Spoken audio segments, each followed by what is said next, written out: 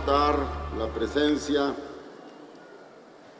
de distinguidos miembros del movimiento antorchista, porque agradezco cumplidamente su compañía en este evento. La presencia, claro, de la presidenta municipal de Chimalhuacán, la ingeniera Rosalba Pineda Ramírez, luchadora de muchos años, de los cuales hemos caminado juntos todos ellos. Y por eso creo que no hay exageración si la llamo vieja compañera de lucha, Rosalba Pineda. Felicidades por tu informe rendido el día de hoy. Agradezco la presencia del biólogo Jesús Tolentino Román Bojorquez, líder del antorchismo mexiquense, líder desde siempre, y también del antorchismo nacional. Gracias, Tole. Es un honor estar contigo en este evento.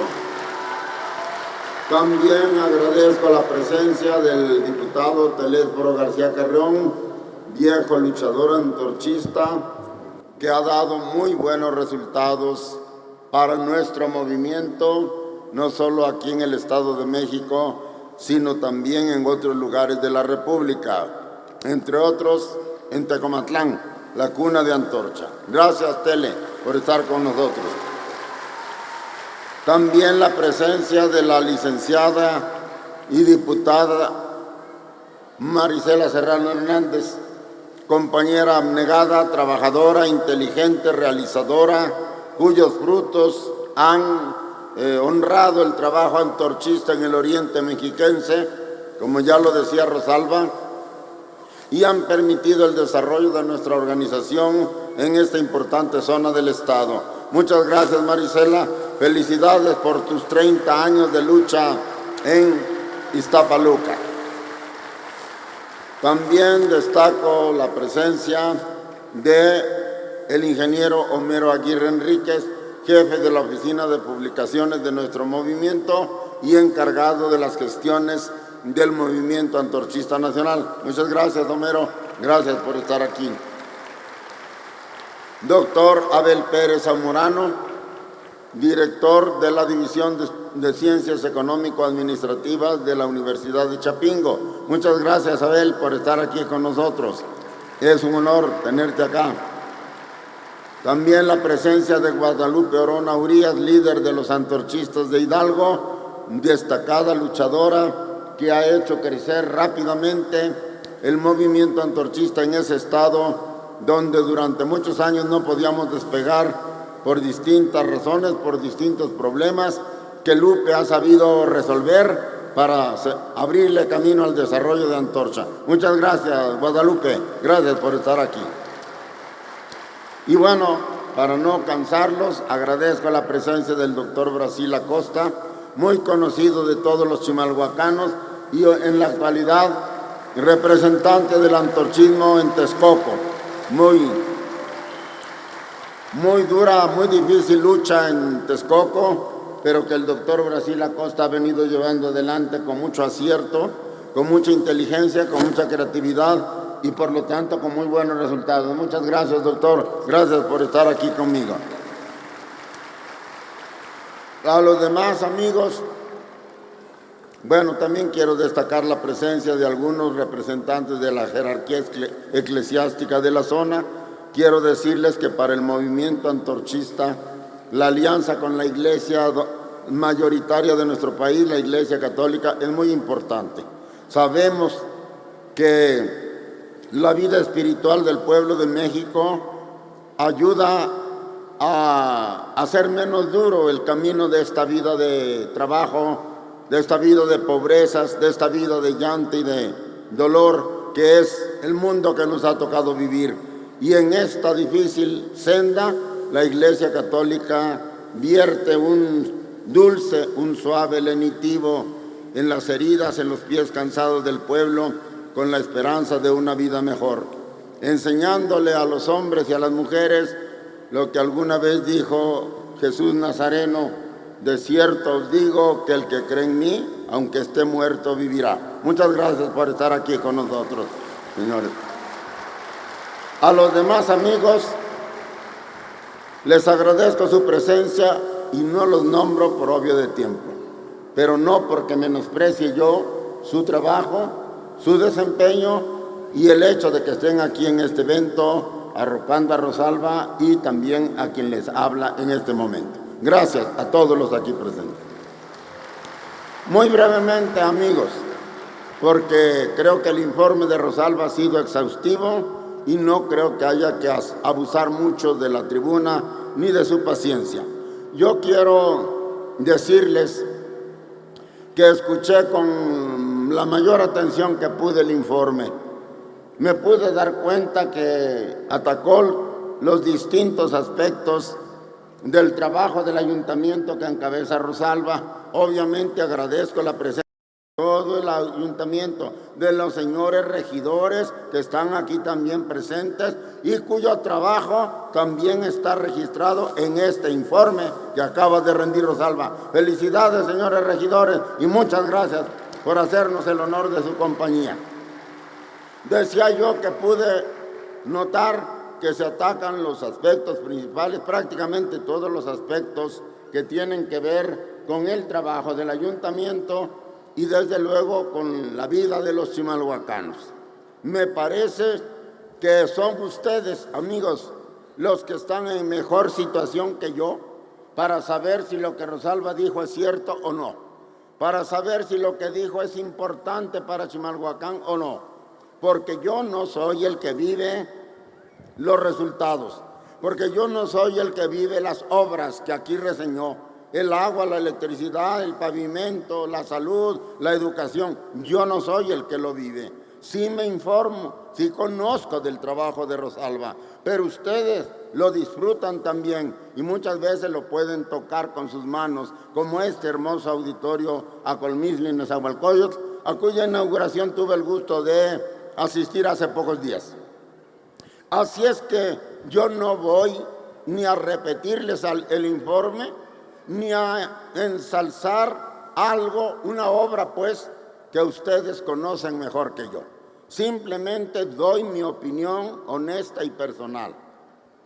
Me parece que el trabajo de Rosalba es un trabajo ejemplar. Me parece que es un trabajo multilateral, que ataca los distintos aspectos, toda la problemática, la compleja problemática del municipio, de las mujeres, de los hombres, de los jóvenes, de los niños, de los ancianos, de los discapacitados, etcétera, etcétera, y que por lo tanto los resultados que se han obtenido durante 100 días de trabajo pueden ser considerados como un importantísimo avance, un importantísimo logro en el mejoramiento de los niveles de bienestar de toda la familia chimalhuacana.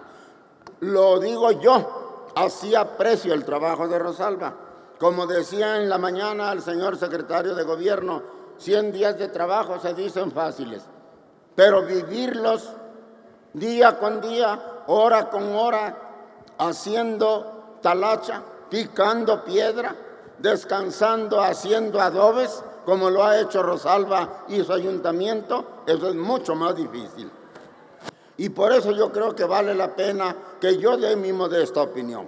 A mí me parece, Rosalba, que estos 100 días de trabajo no han sido inútiles, que lo que te hayas desvelado, lo que hayas sufrido, lo que hayas sudado en estos 100 días no se ha perdido, no se ha ido al arroyo, porque se ha materializado en importantes resultados, en importantes obras, en importantes beneficios para el pueblo que te dio su voto y al que estás obligada a darle resultados. Felicidades, Rosalba, a ti y a tu honorable ayuntamiento por estos 100 días de trabajo. Y a ustedes, amigos chimalhuacanos, permítanme felicitarlos por haber tenido el acierto de elegir a todo su ayuntamiento y a la cabeza del mismo, que es la ingeniera Rosalba Pineda. El pueblo mexicano ha sufrido malos gobiernos, más malos gobiernos que buenos o que regulares gobiernos. Y tenemos que decirlo, y ustedes lo tienen que saber, que en buena medida la responsabilidad ha sido del pueblo mexicano. Porque es el pueblo el que debe elegir a sus gobernantes. Y si no lo hace o lo hace mal, el pueblo tiene que asumir su responsabilidad. No puede echar sobre espaldas ajenas lo que es culpa propia. Por eso yo creo que sí vale la pena decirles a ustedes que deben notar que su triunfo más grande, que su acierto más grande ha sido precisamente fijarse en estos servidores públicos, en haberle dado su voto a estos servidores públicos, que ahora les están dando buenos resultados precisamente porque ustedes no se equivocaron al elegirlos. ¿Qué quiere decir esto? ¿Qué lección debemos sacar de esto? Que cuando el pueblo despierta, cuando el pueblo entiende lo que es el gobierno, lo que es la función de gobernar, cuando el pueblo conoce sus derechos y sus deberes, porque todos tenemos derechos, pero no nada más derechos, también deberes que debemos cumplir con la misma asiduidad, con la misma entrega que exigimos nuestros derechos. Cuando el pueblo entiende sus derechos y sus deberes y sabe compartir la responsabilidad de la marcha del propio pueblo hacia un futuro mejor con sus autoridades, a las que elige con acierto para poder hacer con ellas sinergia, como dicen ahora, en favor de todos, en favor del progreso, los resultados son los que estamos mirando en el informe de Rosalba. Aquí hay acierto de Rosalba, aquí hay trabajo de Rosalba, aquí hay acierto y trabajo de los regidores, a los que felicito de todo corazón, pero también hay acierto y trabajo del pueblo de Chimalhuacán, y esto es una lección que Chimalhuacán le da a México entero. Felicidades, chimalhuacanos, ustedes les están enseñando a México cómo se eligen gobernantes honrados, trabajadores y responsables. Quiero muy brevemente, dije que no les voy a quitar mucho tiempo, decir un poco lo que decía yo en la mañana en Ixtapaluca. El mundo y México están en un momento difícil. No sé, se ha dicho que todos los hombres de todos los tiempos han creído que su época es difícil o la más difícil, no lo sé. Pero yo creo que hoy vivimos una época muy difícil. ¿Por qué? Porque vivimos en un sistema que se llama de economía de mercado, de libre empresa o capitalismo, que es un modo de producir riqueza que ha resultado ser un gran productor de riqueza. No hay ninguna duda que el capitalismo ha mostrado ser un gran productor de riqueza. Probablemente la mejor manera de producir riqueza que el hombre ha inventado a lo largo de los siglos. Hoy el hombre, bajo este modo de producción, bajo este sistema, produce más riqueza que nunca antes en la historia de la humanidad. Y eso se debe a que el capitalismo es un gran productor de riqueza. Pero el capitalismo no tiene ningún mecanismo para repartir la riqueza. No tiene mecanismo para repartir la riqueza. Una prueba de que esto es así es que los economistas que han querido dejarle al sistema mismo, al mercado, el reparto de la riqueza, han creado la famosa teoría del goteo, que dicen que no es necesario crear políticas conscientemente orientadas al reparto de la riqueza, que hay que dejar que los ricos se enriquezcan, porque mientras más se enriquecen los ricos, la riqueza también gotea, permea hacia las clases pobres. Según ellos, así se vendría a justificar un capitalismo, un mercado sin control. Solito el mercado, al elevar la fortuna de los ricos, provocará el goteo hacia abajo, dicen los economistas.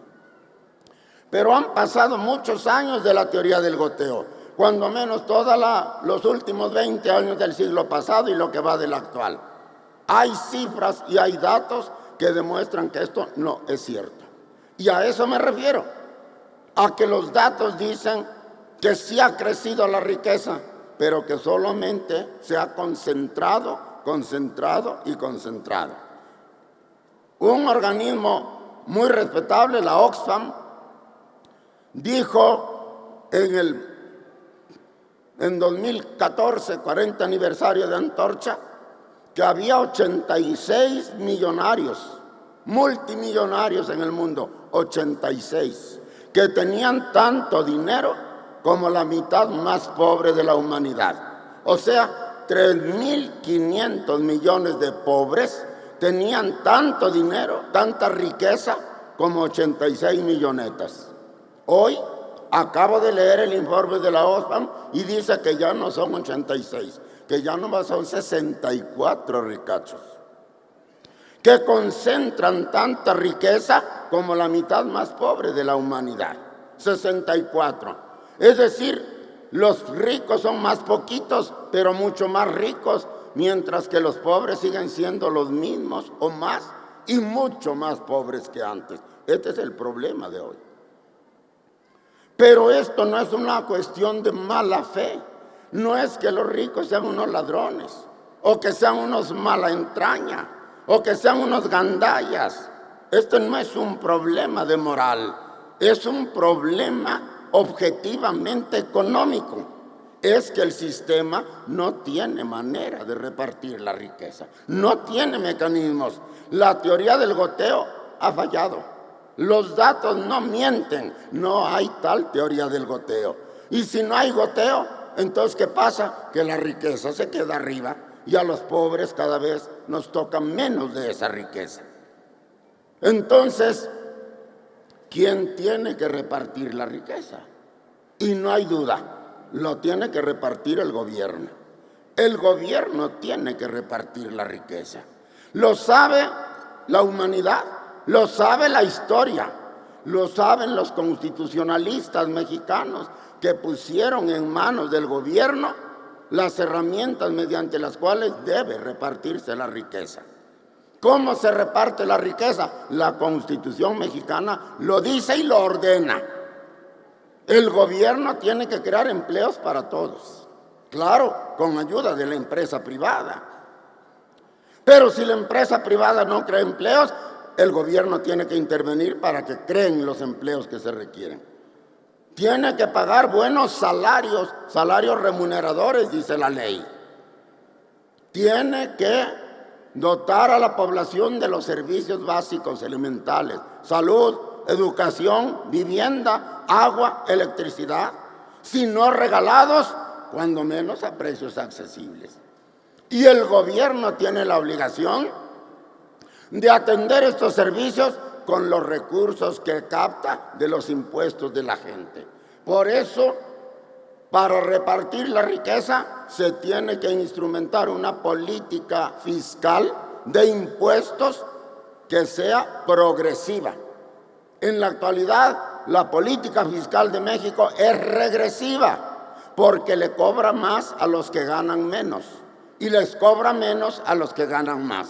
Está al revés el asunto, y por eso en México, como en el mundo, también se concentra la riqueza, mientras la pobreza crece todos los días en cantidad y en profundidad. El gobierno tiene que cambiar esto, tiene que cambiar la política fiscal, tiene que reorientar el gasto social, porque en la actualidad, al menos el último dato que yo conozco, que lo dio el propio presidente de la República cuando era candidato, dijo él que del total que recauda el gobierno, el 33% se va a las clases altas y apenas el 13% a las clases pobres. 33% a las altas, 13% a las clases pobres, casi la tercera parte. Pero esta injusticia es mayor si nos ponemos a pensar que las clases altas son poquitas. En cambio, el pueblo son millones y millones. Y a esos millones de pobres les toca el 13%. ¿Cuál es la resultante? La pobreza crece y crece y crece, a pesar de que el obrero mexicano es el que más trabaja en el mundo. Lo dice la OCDE, que tampoco es sospechosa de izquierdismo. Los obreros mexicanos son los que trabajan más. Y México es el país que paga los peores salarios de toda América Latina. Eso lo dice la CEPAL. ¿Y así cómo se va a combatir la pobreza? Así no se combate la pobreza. Necesitamos que el gobierno asuma su responsabilidad, que es repartir la riqueza, no quitándosela a los que ya la tienen, sino haciendo uso de las herramientas que la ley pone en sus manos y que son además una obligación a través de las cuales se puede repartir la riqueza sin violencia, sin tiros, sin sangre, simplemente acatando la ley. Y que esto es cierto y que el gobierno tiene que repartir la riqueza, lo demuestra Rosalba Pineda Ramírez con el trabajo que ha hecho aquí. ¿Qué es lo que ha hecho Rosalba y su ayuntamiento? Hacer un esfuerzo supremo para repartir mejor la riqueza que llega a sus manos. Eso es lo que ha hecho el ayuntamiento. Así se conecta la pobreza del mundo y de México con lo que ocurre en Chimalhuacán. La otra gran lección que da Chimalhuacán es que la pobreza solo la tiene que combatir el poder público. No hay más. La economía sola, el mercado solo no reparte la riqueza. La tiene que repartir el gobierno. Y para eso necesitamos gobernantes con visión de Estado y con compromiso hacia las clases que todo lo dan y que prácticamente no reciben nada. Así como Chimalhuacán supo elegir a su presidenta y a su ayuntamiento, México tiene que saber elegir a su presidente. Necesitamos un presidente mexicano que, como la presidenta chimalhuacana, reparta la riqueza, haga justicia a los pobres. Y en esto, México entero tiene que aprender de Chimalhuacán. Muchas gracias por su atención.